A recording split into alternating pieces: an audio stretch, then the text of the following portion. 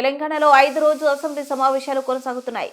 గురువారం సభ ప్రారంభమైన కాసేపటికే ప్రశ్నోత్తరాల సమయంలో మంత్రి కోమటిరెడ్డి వెంకటరెడ్డి మాట్లాడారు. ఈ సందర్భంగా నల్గొండ జిల్లాలోని నీటి సమస్యలు చెప్పారు. అనంతరం యూఆర్ఎస్ ఎమ్మెల్యే హరీష్ రావు స్పందిస్తూ ఒక మంత్రి లేచి మరో మంత్రిని ప్రశ్నలు అడిగితే ప్రశ్నోత్తరాలకు అర్థమే మారిపోతుందన్నారు.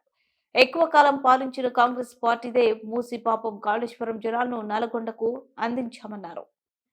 దీంతో కోమటిరెడ్డి హరీష్ వ్యాఖ్యలు మండిపడ్డారు.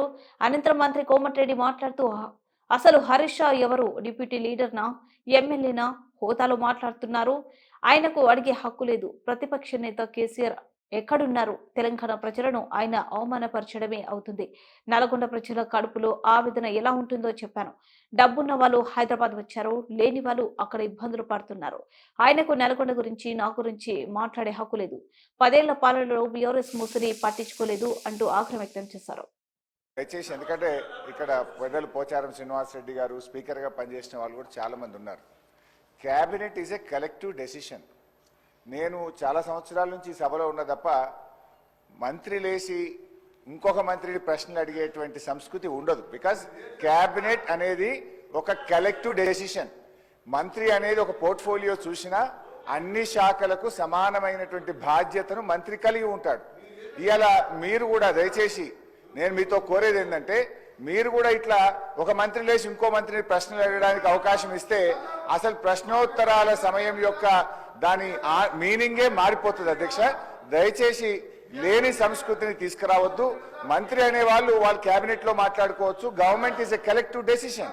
ఇట్లా మినిస్టర్లు లేచి అడిగే సంస్కృతి ఉండదు. నంబర్ 1. నంబర్ 2, గతంలో కూడా కోమటిరెడ్డి వెంకటరెడ్డి గారు అప్పుడు కూడా మంత్రిగా ఉన్నారు. మరి వారి హయాంలోనే ఈ మూసి ఈ రకంగా జరిగింది. మీరు మంత్రిగా ఉన్నప్పుడు సరిగా చేసి ఉంటే ఈ పరిస్థితి ఎందుకు? కోమటిరెడ్డి వెంకటరెడ్డి